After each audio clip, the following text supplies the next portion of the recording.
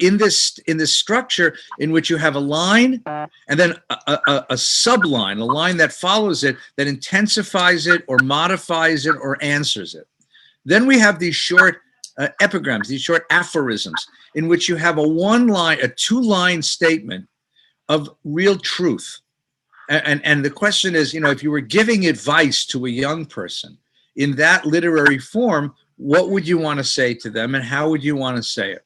And that's what I want to take a look at today. I want to take a look at how the book of Proverbs offers wisdom. Now, what we're going to find, I'll give you the hint as we get into this, is that the book of Proverbs is very black and white. It sets up an apposition between wisdom and foolishness. And on the side of wisdom is righteousness, morality, generosity, self-control, self-discipline. And on the side of foolishness is immorality, wickedness, a loss of self-control, being controlled by your own desires, and these kinds of things. It's not just a matter of smarts. It's much more a matter of wisdom, of how you live your life, of knowing how to live life well. And the book of Proverbs is concerned lest you get schlepped over to that side, the side of foolishness. And so its statements are not qualified. We're used to grays of all kinds of nuances. That's not what this book is about. This book is not a nuanced book. This book is very black and white. It's very, very black and white. So let's take a look. Pop, you're not going to be able to see this, but I'll read it out loud so you can hear it. Okay? So let's take a look inside. So the book of Proverbs, according to tradition, is the product of King Solomon. Here is the little story of King Solomon in the book of 1 Kings, which is right after Solomon ascends to the throne. Solomon is the son of King David. And if you want the whole sort of the story, he's the son of David and the son of Bathsheba. So remember, Bathsheba is the woman that he stole from Uriah the Hittite and had an adulterous relationship with. The first kid died. That was the punishment. Solomon is the second son, okay? So Solomon gives sacrifices upon his ascension to the altar. And this is chapter 3, verse 5. At Gibeon, the Lord appeared to Solomon in a dream at night. And God said, "Ask, what shall I grant you?" So God comes to him and says, "Anything you want, I'll give to you." And Solomon says, "You've dealt most graciously with your servant, my father David, because he walked before you in faithfulness and righteousness and integrity of heart. You've continued this kindness to him by giving him a son to occupy his throne, as is now the case. And now, my Lord, you have made your servant," that's in me, "king in place of my father David. I am but a young lad with no experience in leadership. I find myself in the midst of people you have chosen, a people too numerous to be numbered or counted.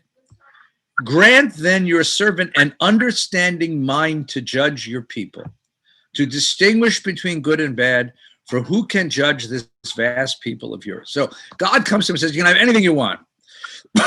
Excuse me. You want wealth, you want power, you want whatever satisfaction you want in life, I'll give you. And Solomon says, I have big shoes to fill. My father David, give me wisdom. Give me an understanding heart.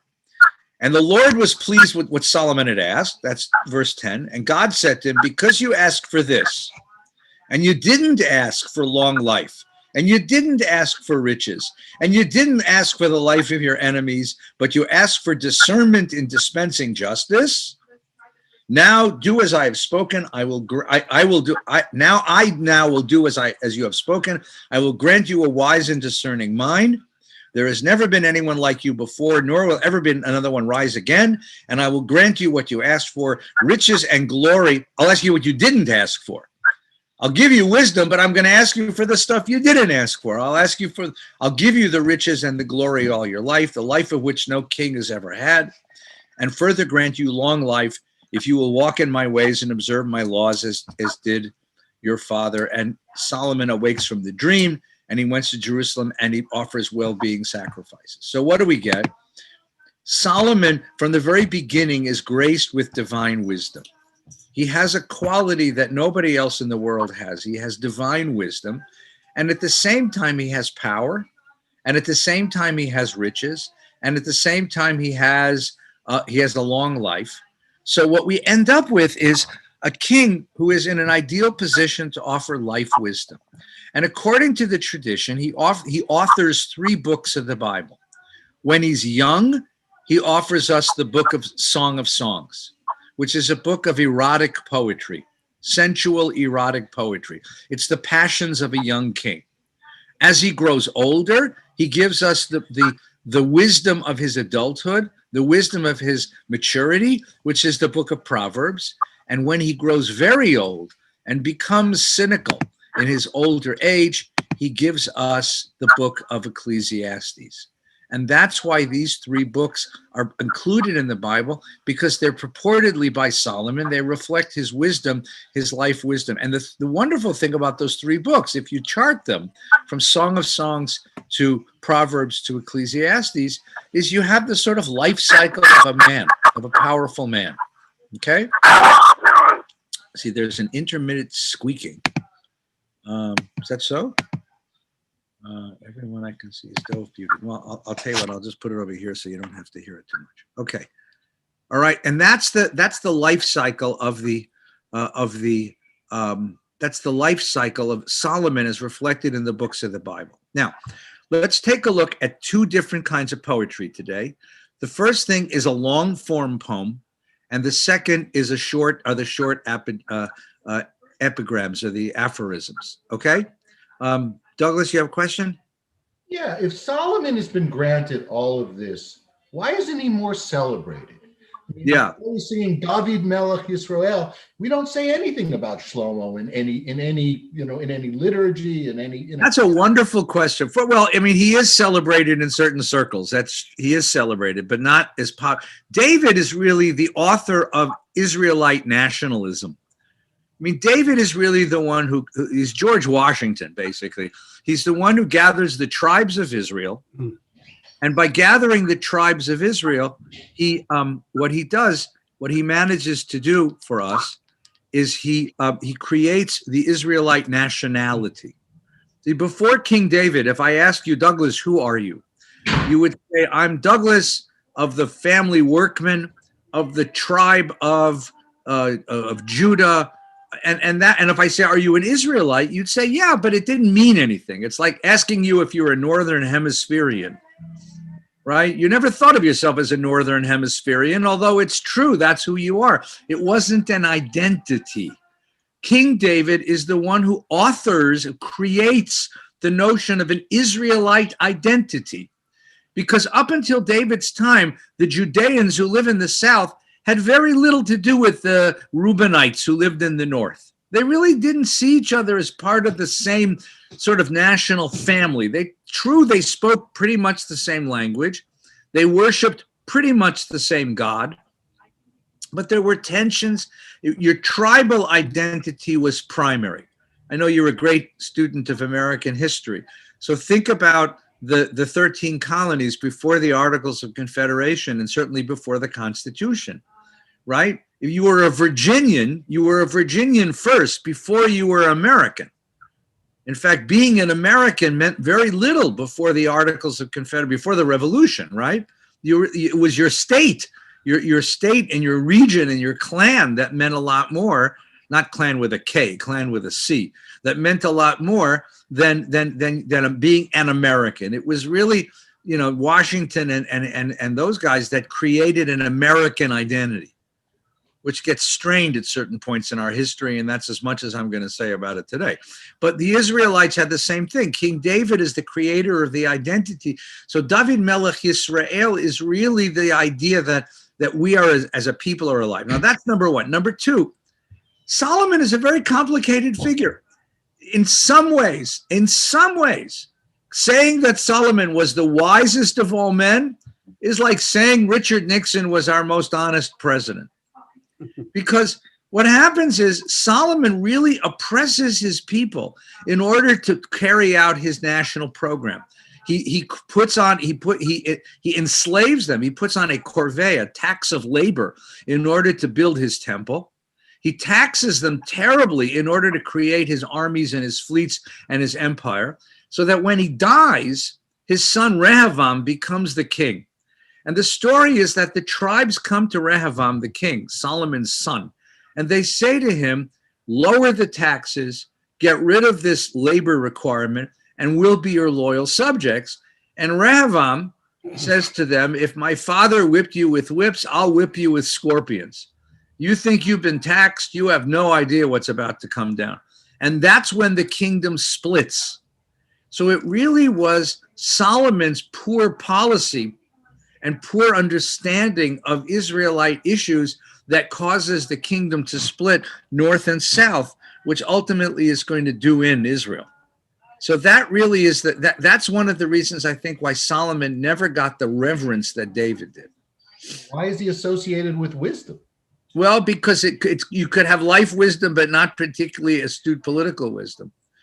And again, I'm not going to go farther than that. Stanley. The passage that you just read from Kings, is that a actual encounter between Solomon and God, or a dream of Solomon's that's what God did in the dream? So, or is that something is that something that Solomon's Department of Political Storytelling came up with? Now, I did a session last night, first with my teenagers and then with the sisterhood ladies. We talked about the power of stories and the stories of power, how politics involves the telling of stories, and how a politician gains the loyalty of a population by telling the right story. So if you read that story, does that sound to you like it really happened? Or does that sound like something that somebody told about King Solomon because they were trying to create a political movement around him? You can see the propagandistic, if you want to use that word, or the political uses of a story like that. If I have as Douglas pointed out, I have this beloved King David, right? How am I going to build a movement around his son and try to avoid the perception that the son is only an afterthought compared to the father? How do I bring Solomon out of the shadow of his father and give him enough political juice to really rule this people? Well, if David was a mighty warrior and a beautiful singer of songs, maybe I give Solomon a different role. I make Solomon the wise man. So David writes the book of Psalms and Solomon writes the book of Proverbs. Okay? You see how that works? All right, so let's take a look together.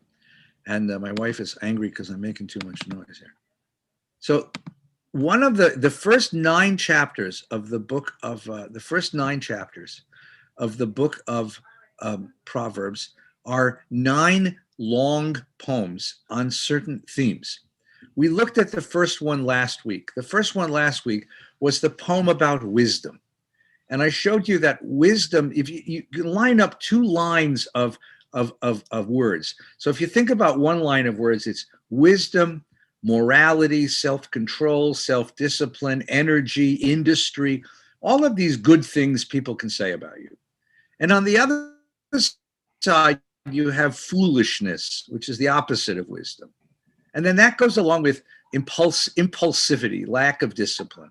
That goes along with wickedness, which is to be tempted by the easy way, to be drawn away by the easy way out, a certain wicked immorality, to oppress the poor and to oppress the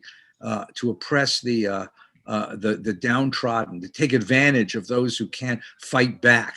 Okay. And that's what the first 9 chapters of the book are about. The first 9 chapters are long form poems which talk about these 2 characters.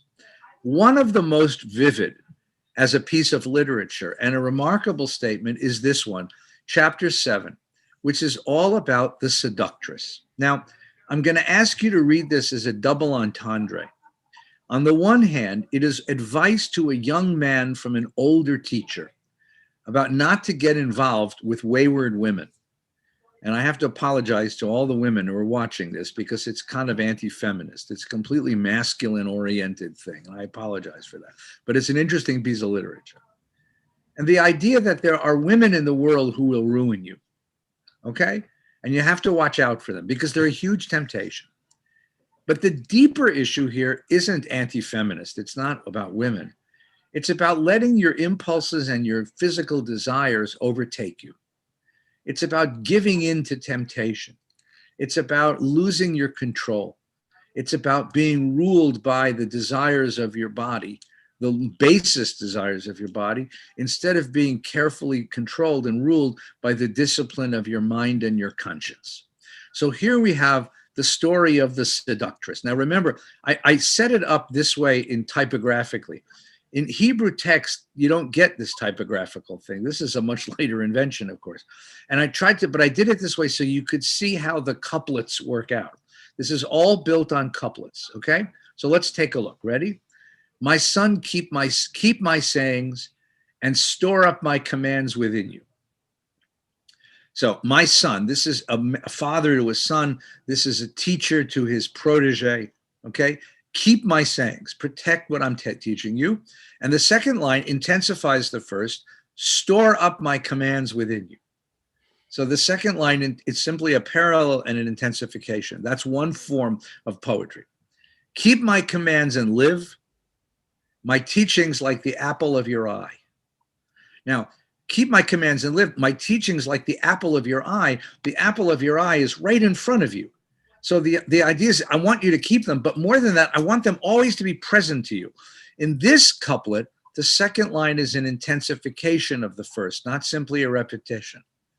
Build them, bind them on your fingers, write them on the tablets of your heart. That sounds a lot like ve'ahavta, right? These wisdom sayings are as important as the words of Torah, the words of Shema that you're writing on the doorposts of your homes and upon your gates. Say to wisdom, wisdom is capitalized here. In Hebrew, it's chokhmah. She's a feminine image. She's a feminine image. Say to wisdom, you are my sister. And call discernment a friend. To keep you, so the first four verses, that's the overture. Why? Because if you have wisdom, to keep you from a stranger woman, from a smooth talking alien woman. So watch out for smooth talking girls, right? You know the kind, right? Now he tells a story. You ready? So that was just overture. That was introduction. For from the window of my house through my lattice, I looked down and I saw among the dupes. Dupes is a mark, someone who's too stupid to know he's in trouble. Discerned among the young men a witless lad passing through the streets by the corner. So here's this young man. On the way to her house he strides. At twilight, as evening descends, in pitch black night and darkness. Now notice that all of these are couplets. There's two lines. The second line modifying the first. Verse 8 and 9 are three. On the way to her house he strides. At twilight, as evening descends, in pitch black dark and night and darkness. Now, if it's twilight, it can't be pitch dark. So why is this a three-line statement? Because he's describing something which isn't just physical darkness. This poor kid, this poor young man, who I saw from my window, says the teacher, is on his way to this woman's house. And it's as if he walks in darkness. Why does he walk in darkness? Because he has abandoned wisdom. Because wisdom isn't his sister. Because discernment isn't his friend. And so if you don't have wisdom, you walk in darkness. And what happens when you walk in darkness? You trip and you fall and you bang into stuff and you hurt yourself. And that's what's going to happen to this poor kid. So I sat by my window and I watched this poor kid stumbling around the streets, not knowing the trouble he's about to get himself into. And look, a woman to meet him. Whore's attire and hidden intent. Now that is just, look at the power of that line. It's a double line, these two lines, right? And look, a woman to meet him. And then the modifying second line is whore's attire and hidden intent, right? So attire is what you wear on the outside and intent is what you keep on the inside, right? He bumps into this woman. He meets her in the street And she's dressed how? In a very seductive way. But what happens is, what he doesn't know is, as he meets her in the street in this seductive way, she has something inside. She's after him. He doesn't know that he's a fish on the line, right? Bustling she is and wayward. In her house, her feet do not stay. Now, that again is both symbolic and literal. She's out in the streets, and women weren't supposed to be out too much. They were supposed to be at home. But this woman is out in the street, right? And not just that, but in her home, her feet do not stay, meaning she's wandering beyond the bounds of her marriage. She's out there looking for some young men to be her lover. And the question here is, does she look for him to be her lover?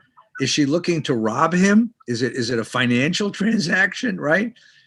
She's out there looking for him, okay? And again, if you step back for a minute and translate this into the other meaning, it's not just that he's warning his student against what happens to boys who aren't thinking.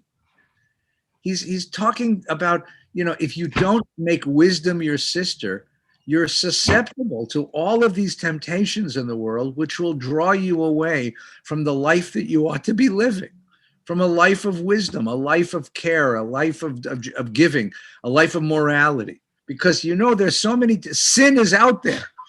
And in this case, sin is represented by this sleazy woman, pardon me, this adulterous woman who's out there. Now it gets better. Watch.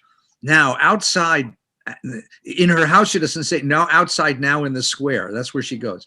And by every corner she lurks. She seizes him and kisses him.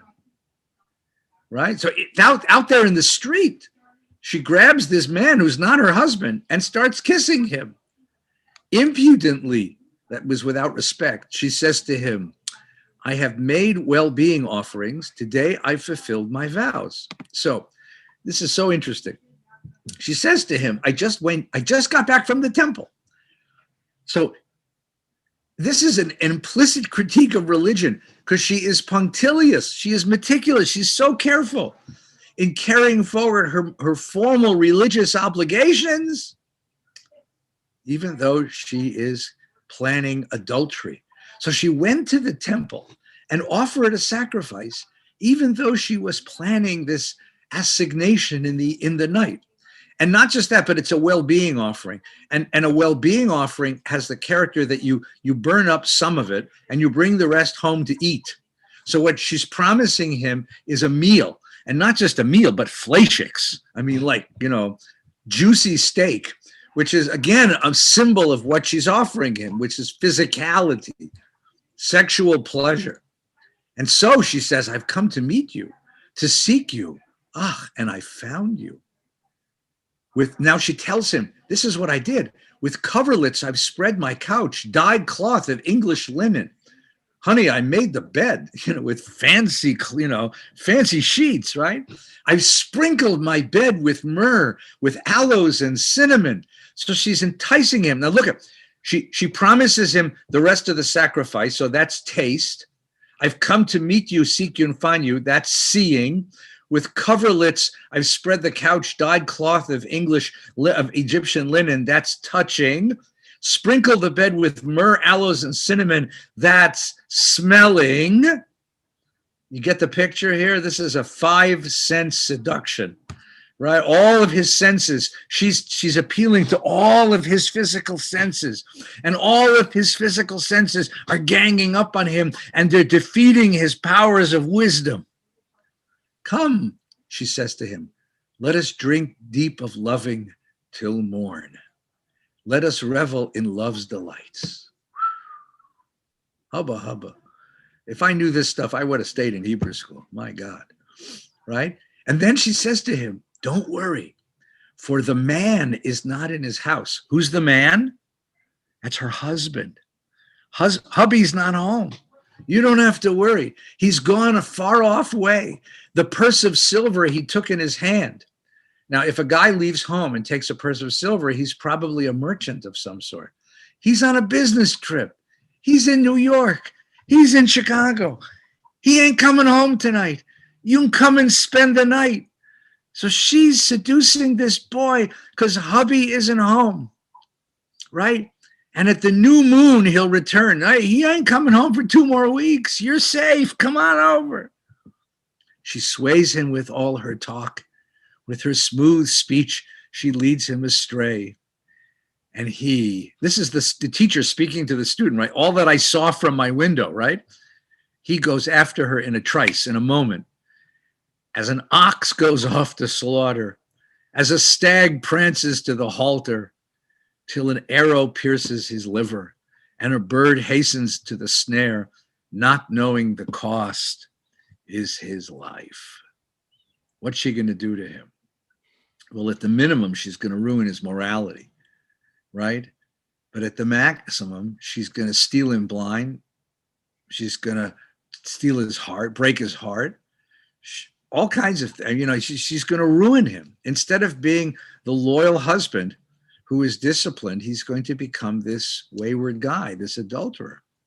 And now, sons, listen to me. So now we go back. The reason I framed it this way, with the typologically, is so that you can see that this is the teacher speaking to the student. So he told the student this story about seeing this boy schlepped off by this wayward, this sleazy woman, this floozy. Now he says, now my sons, listen to me and attend to my mouth sayings. Let your heart not veer in her ways. Don't give up your loyalty, right? And do not go astray on her paths. For many the victims she has felled, innumerable all she has killed. Through her house are the ways to Sheol, going down to the chambers of death. What do you think? That's pretty good, huh? So I want to point out that it's a double entendre. On the one hand, it is an appeal to marital fidelity. It's an appeal to marital fidelity. Choose the woman of your life and marry her and be with her. And don't be tempted by all of the temptations that are out in the world. But on a much deeper level, it's an appeal to wisdom, meaning the wisdom of self-control. We are all governed by bodily desires. But bodily desires become what control you. You've lost yourself. Because bodily desires, one way or the other, are going to destroy you if that's what governs your life. But you've been given a higher facility. You're not just Yetzer Hara, your libido. You're Yetzer Hatov. You have conscience. You have self-control. You have self-discipline. You can be ruled by your mind and by your soul, and not simply ruled by the desires of the flesh. And here, wisdom is appealing to you, saying, please. The alternative, and wisdom, remember, in the visual is very important. Wisdom is conceived of as a woman of purity. And the floozy is the opposite. She's the hooker on the corner, right? And you get a choice between which woman you want to court, which woman you want to be with. The woman who brings you, the chokhmah, the woman who brings you a life of goodness, or her, the other one. And that's what the poem is about. That's the beginning of the book of Proverbs. Okay? Let's take a moment. Any questions, comments, or counter sermons? I was enjoying this. David, go ahead, please. Yeah, I love it. It's easy to put it in a poem, and it sounds it always sounded a little hollow to me, these kinds of things, these kinds of teachings. But really, to me, it's also referring to, getting upset about something, getting something that's important to you. I just touch on, a political thing. Somebody does something, and it's so the first response is to react. To react right from the emotion, and to step back, to take that step back from the passion can be very challenging when you're in the midst of feeling provoked by something that's happened. And so I find it very interesting. That's a wonderful way to read it. I don't know. You ever have this experience when you're driving on the freeway and somebody does something to you, cuts you off or swipes you, and there's this momentary rage. You ever have that moment? Just this momentary, and then you stop yourself like, what am I doing? Like, I'm controlling 6,000 pounds of steel and I'm going to what? I'm going to do what? Like, and you're exactly right. And this happens so many different times where something sets you off. And because and there's a physiological reason for this, the part of your brain which gets set off is a more primitive, older part of the brain than the part of the brain which says, wait a minute, is that what I really want to do? And it's also, to me, Rabbi, particularly it's in relationships with other people. Because to me, in the pause comes the good answer. But the pause can be very tough to take. It might be a very long pause. It might be the next day. The pause might be a day long. And then suddenly you get that clarity and you take an action that is productive, not destructive. Right. And so the question really is, the personal question is, think of a time in your life when you were seduced by something or provoked by something or something became your obsession. And play out how it found its way into your head or your body, yourself, and how you got yourself out of it, how you stopped being a slave to that obsession, or how you escaped from the provocation. It's a very, very good point, David. Thank you. Stan, yeah, please. Isn't he also saying, though, that you can't have both? You can't have wisdom and you can't have the passion that goes with something that you really want? I think that's right. And that's why I said, the book of Proverbs is a book of black and whites. There's not a lot of gray here. There's not a lot of nuance here. What he's trying to say is that you got a choice. You can have her or you can have her.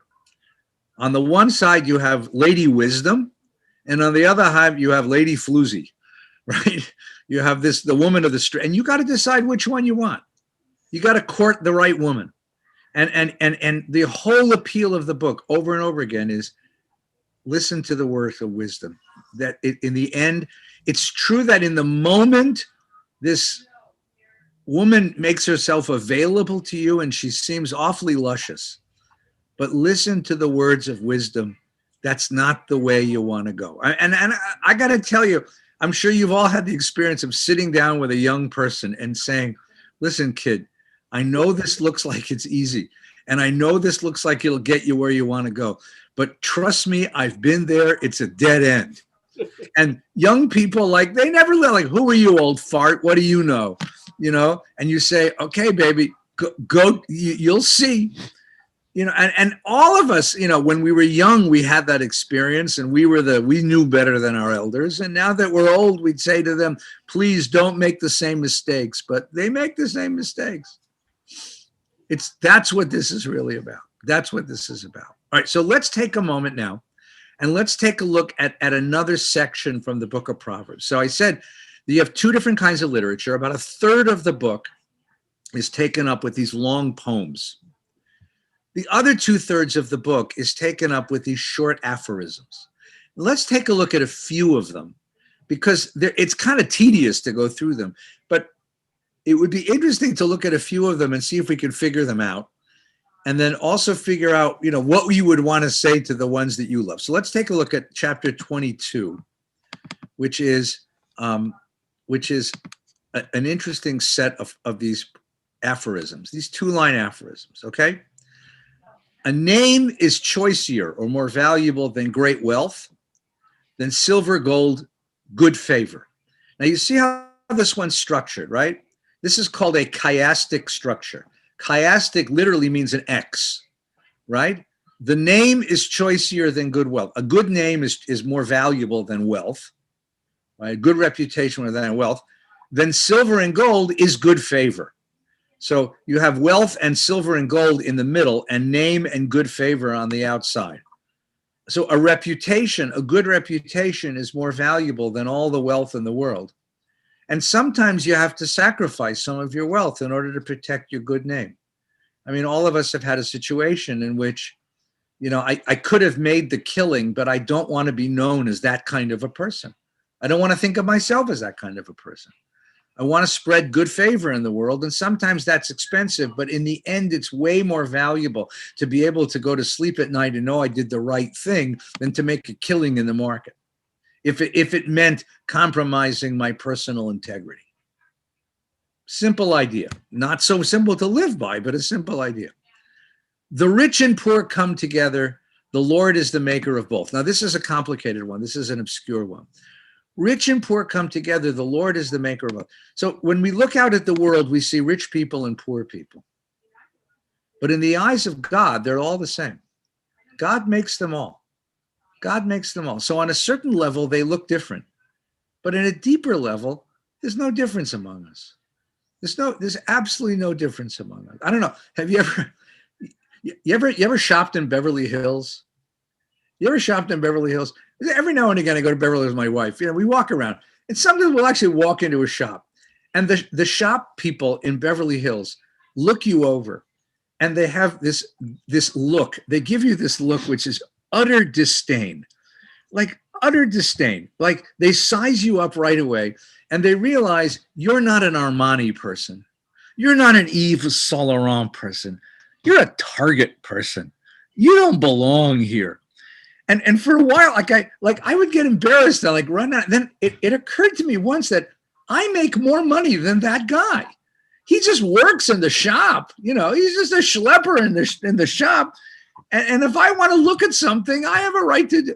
And the idea that, you and me, we're come on, we're equal in this, rich and poor. At some level, it just doesn't matter. At some level, it just doesn't matter. But we're convinced all the time that rich and poor live in different universes. All right, let's do another one. Right, and you can pick one you like. I'm just going through them because I've been enjoying just sort of like meditating. The shrewd man sees harm and hides. The dupe passes on and are punished. Well, that's an easy one, right? The difference between a shrewd man who sees ahead of himself. He sees ahead, he looks ahead first, and he can see what's coming. This ability to see what's coming. I taught this to the kids in school. So I say, the difference between you and a 4-year-old is what's coming. I have this game with the kids on rainy days. I say, you're going to see a kid from the nursery school, and they're going to want to jump in the puddle, but tell them not to, because if you jump in the puddle, you get 1 second of joy and a whole day of walking around the school with wet socks. And you guys are old enough, you're 4th graders, you're old enough to see what's coming, which a little kid can't do, right? What follows humility is fear of the Lord, wealth and honor and life. Now, this is a different kind of parallelism, right? This is an intensification, not a completion of the thought. What follows humility, with humility comes conscience, with humility comes reverence, and from that comes wealth and honor and life. Thorns and pitfalls in the way of the crooked, who guards his life keeps far from them.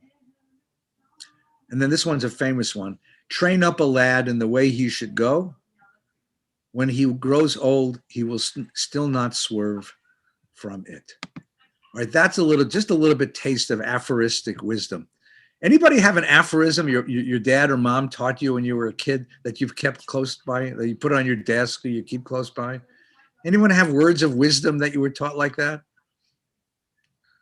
Dr. Bob, you dealt with all these young moms and dads. Will you ever tell them anything that sound like that kind of stuff? Like, yeah, unmute so we can hear you. Unmute.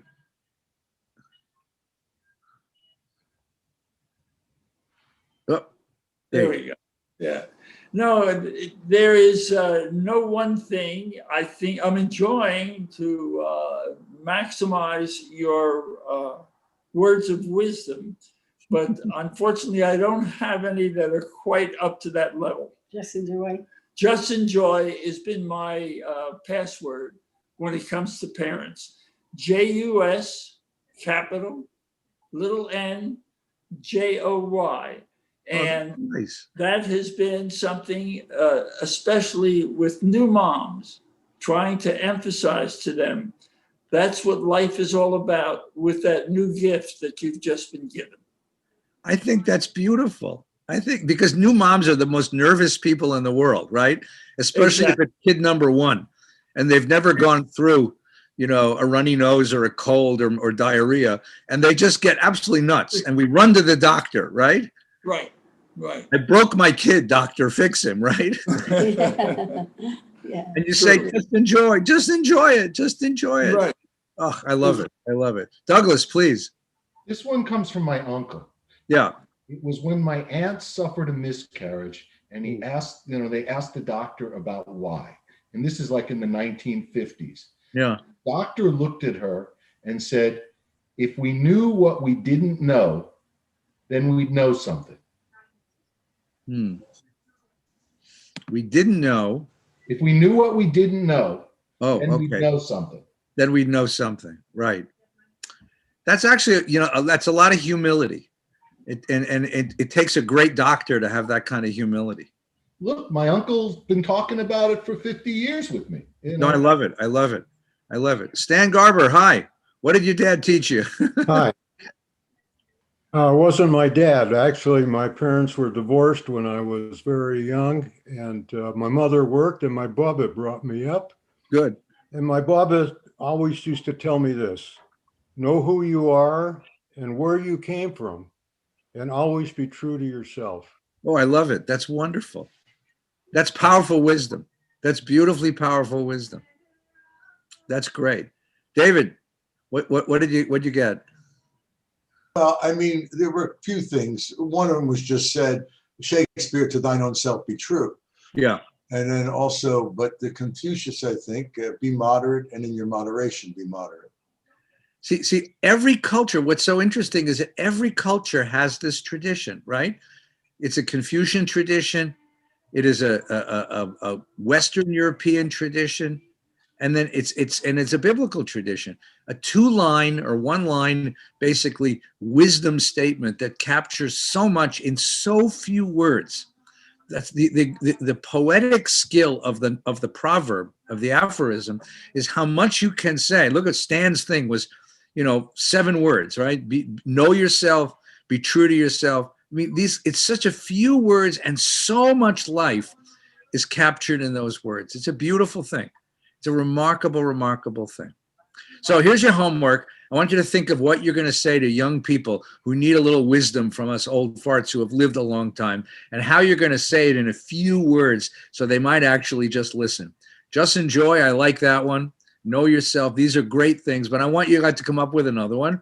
And next week, we're going to complete the book of Proverbs. I want to look at the end of the book, the famous poem of Ashes Chayil, the tribute to the loving wife and homemaker and housekeeper, and homemaker, actually, not housekeeper, and the debate with the non-believer that comes at the end of the book. So let me wish everybody a really, really good week. It's an interesting day today, a new day for America, and a good Shabbos. We have Torah study Shabbos morning. Okay, Saturday night, our tribute commemoration of Rabbi Schulweiss. It's his 60th yahrzeit. Okay, so join us for that on Saturday night. And next week we'll see each other for lunch and learn at 12:30. Thanks, everybody. Take good care.